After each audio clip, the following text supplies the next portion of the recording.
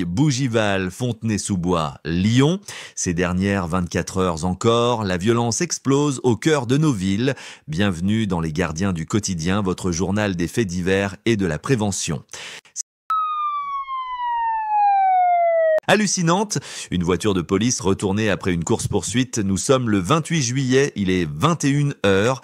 Un simple refus d'obtempérer dégénère. Un deux roues tente de fuir en voulant l'intercepter. La patrouille du GSP Nord est percutée de plein fouet. Le véhicule de police termine sa course, retourné sur le toit. Mais l'accident n'est que le début. Une douzaine d'individus s'en prennent ensuite aux policiers blessés, leur lançant des projectiles. 2 agents seront hospitalisés. Le préfet parle de conditions extrêmement périlleuses pour les forces de l'ordre. Sur les réseaux, l'émotion est vive, mais cette violence, elle devient presque banale. Conseil de prévention. En tant que citoyen, restez vigilant dans ces zones sous tension, évitez les regroupements et signalez tout comportement suspect à la police.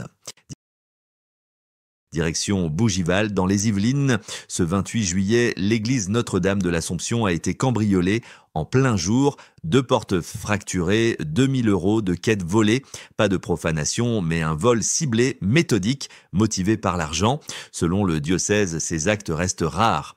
Mais l'église réfléchit déjà à renforcer la sécurité. Installation de paniers connectés pour les dons, vidéosurveillance, coopération avec la mairie. Conseil de prévention.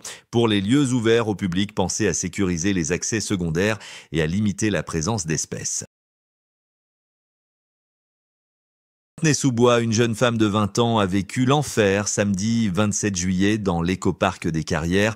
Elle est abordée par un inconnu qui lui propose un joint avant de sortir un couteau. Menacée, ligotée, bâillonnée, elle est conduite dans un local isolé et violée à plusieurs reprises. L'auteur présumé, décrit comme de type nord-africain avec de longs cheveux, est toujours en fuite. L'émotion est immense et les riverains demandent des comptes.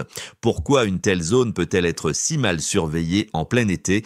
Conseil de prévention. Si vous fréquentez un parc isolé, évitez d'y aller seul. Privilégiez les lieux bien fréquentés et surveillés. Et si vous êtes témoin d'un comportement inquiétant, alertez immédiatement les forces de l'ordre. À Lyon, le 27 juillet vers 19h30, un homme sur une trottinette refuse de se soumettre à un contrôle. Il tente de fuir mais est rattrapé. Sur lui, une machette, un couteau et 2500 en espèces. L'homme est en situation irrégulière et connu des services de police. Une enquête est en cours pour savoir d'où provient l'argent et ce qu'il comptait faire de ses armes. Conseil de prévention, les armes blanches circulent librement. Dans les zones urbaines, évitez les conflits ou les provocations.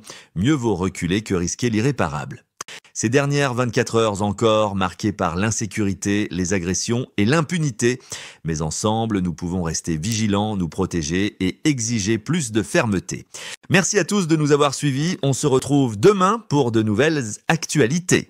D'ici là, restez vigilants et surtout, n'hésitez pas à partager vos expériences ou vos conseils en commentaire.